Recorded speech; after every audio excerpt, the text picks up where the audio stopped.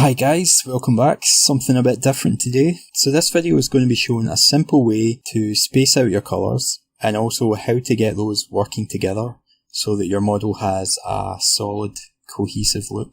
We're going to use this miniature here.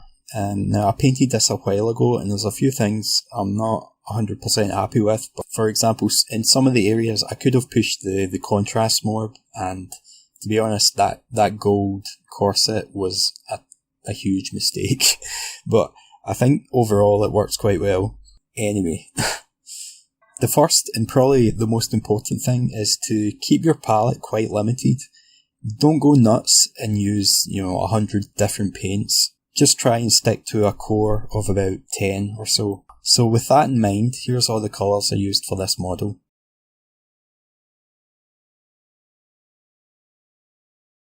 Purple and green are going to be our two main colours, and everything else is just window dressing essentially.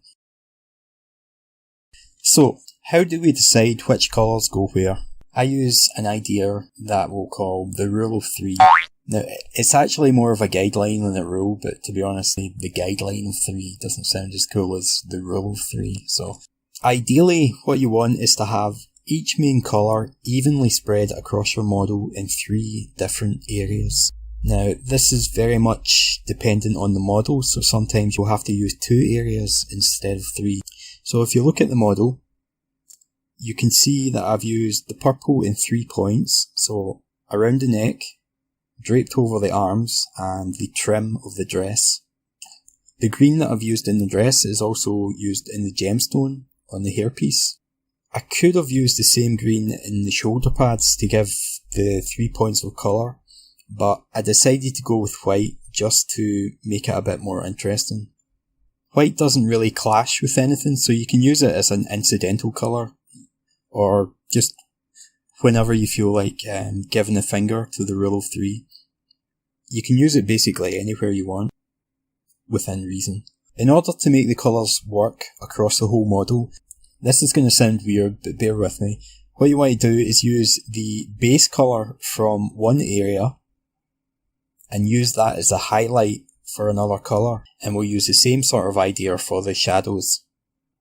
So, if we're taking this model as an example, the purple scarf was highlighted using the same paint that I used for the flesh.